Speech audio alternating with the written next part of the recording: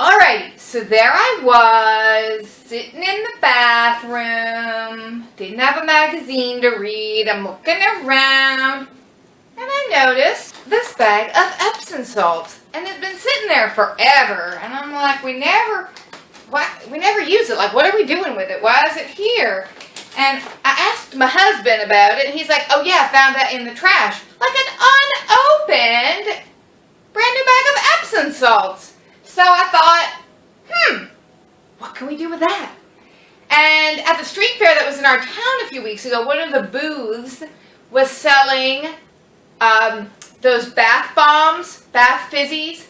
You know what I'm talking about? So, and they were selling like a pretty good sized one, big one, for $5. And I was like, I like bath fizzies. I'm not going to pay $5 for one, but I thought, I wonder if I can use the Epsom salts to make some bath bombs. So we're going to try it. We've never done it before. But in case you've never done it before either, now you're going to find out really how hard or how easy it is by watching me. Because God knows if I can do this, if I pull this off, anybody can. Alright, and I'm thinking these would be a nice little Christmas gift. So, and I happen to have all the ingredients needed in the house, which is a little bit weird because citric acid is one of the ingredients, and I'm not really sure why I have that. I think it's used in canning, and I don't can, so who knows? Anyway, you start off with 1 cup of baking soda.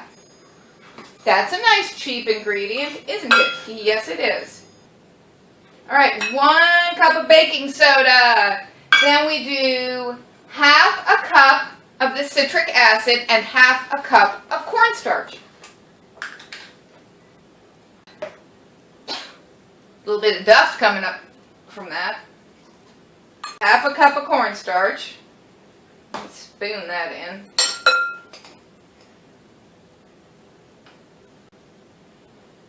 Alright.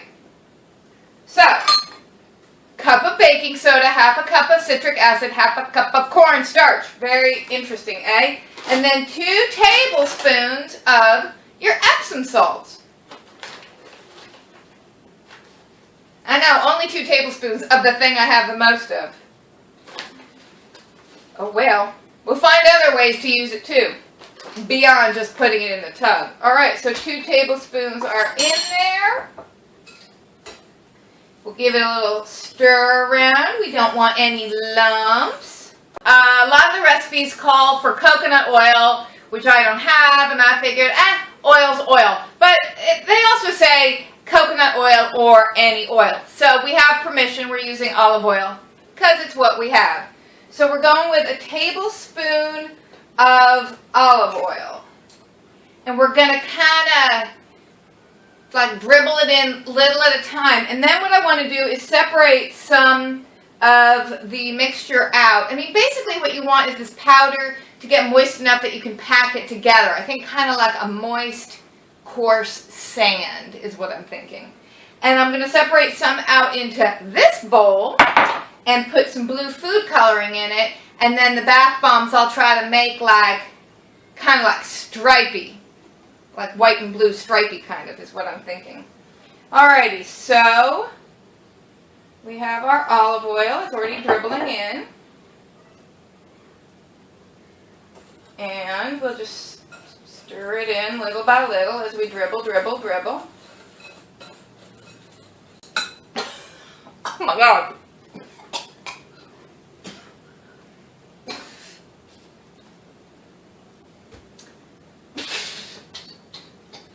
It's like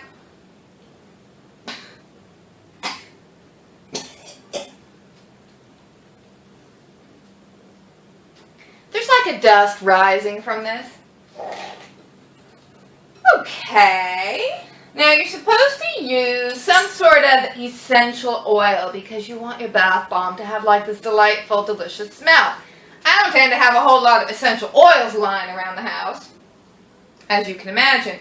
But I do have this Desert Essence Relief Spray with tea tree oil. I love the smell of tea tree oil. I love it so much. I love it so much. I could just Just like, could huff it all day long. Tea tree oil and eucalyptus. I love it. So anyway, this is basically tea tree oil and a little bit of water in a spray bottle. So that's what we're going to use as our essential oil to give the bath bombs the delightful smell that we're hoping for. Squirt, squirt, squirt, squirt. And I'm just going to kind of mix it around until I feel like, you know, it's moist enough that it's going to be able to hold together.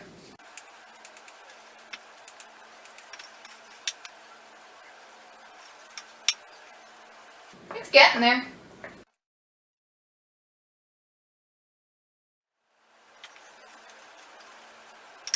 Alright, so I'm kind of testing to see if it will clump together. And it's, you know, definitely getting there, but I think, yeah, it needs a little more. Just dump the whole thing in. Oh yeah, now it's going to hold together because it's all getting stuck in the whisk. Alright, I kind of feel like, do I feel like that's enough? Would that hold together? I hope so. Alright, well since we're going to add blue food coloring to some, that'll be more liquid to hold the blue together. And then maybe we'll put a little bit more of the tea tree oil in to the white. Alright, so let's separate some out. We'll put it in here in this little bowl, which happens to be blue. This is our traditional tuna salad bowl. Put a little bit more of the oil in here.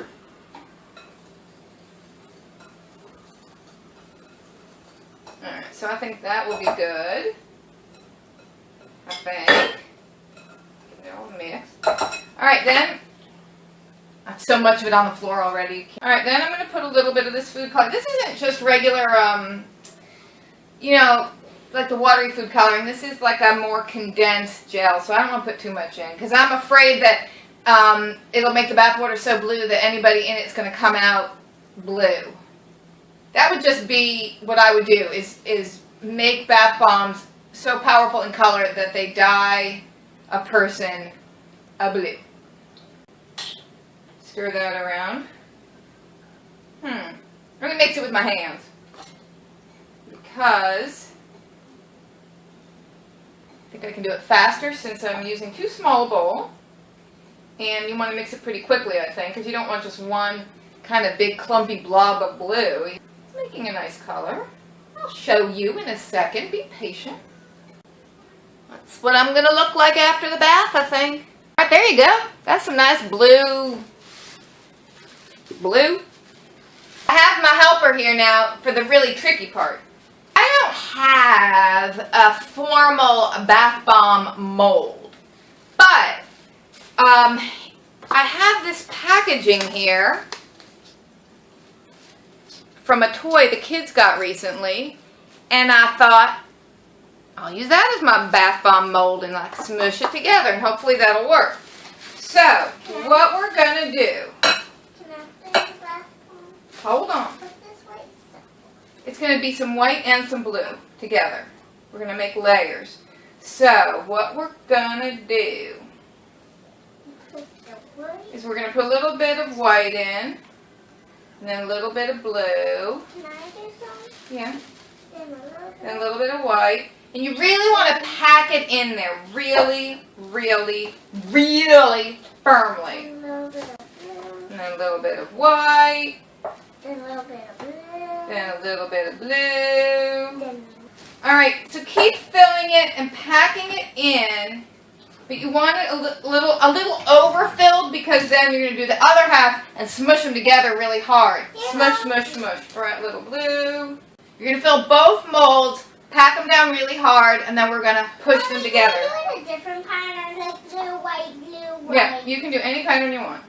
Both molds packed firmly with our concoction, and now we are going to attempt to press them together. Now the problem here is that my little plastic shapes here aren't that firm, so I'm kind of crushing them with my hands. And a formal mold, I think you wouldn't change the shape so much. But it's what we have to work with. So I'm just going to really smush these together. And you're going to have some excess coming out the edges, so we'll kind of scrape that away a little bit. Alright, so push it together. You've taken off the excess, and then we're going to try to unmold it very gently so we can use the mold again. It has to dry out for a long time, like a good 6 to 8 hours. We're going to let ours dry overnight, and we're not going to do what with it? Play with it. We're not going to play with it or touch it or poke at it because it will fall apart. Alright, let's see if we can unmold it. It does look cool with the blue and white, doesn't it? We'll see. Uh-oh. It's sticking. Are we supposed to let it sit in there for a while? Ooh.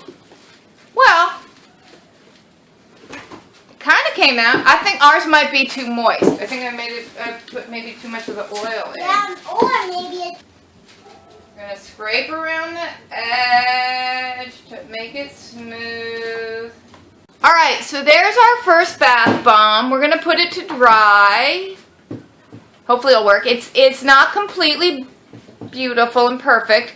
I think I put too much of that tea tree oil spray in because I got so excited about it. Alright, I've got 2 helpers working now. It's almost an industry what we have going here. Alright, I think I made the mixture too moist and I'm having trouble getting it out of the mold, so we're going to plan B and we're just going to try to squish it into little shapes with our hands. It's getting real rustic now. You know, like those homemade soaps that are like a little rolled ball, and you pay extra for that. Alright, so what we're going to try to do is take a little blob, pretend it's wet sand, and we're try to compress it in your hands and make a little ball. I don't think you can roll it, but just sort of squeeze it into a ball shape.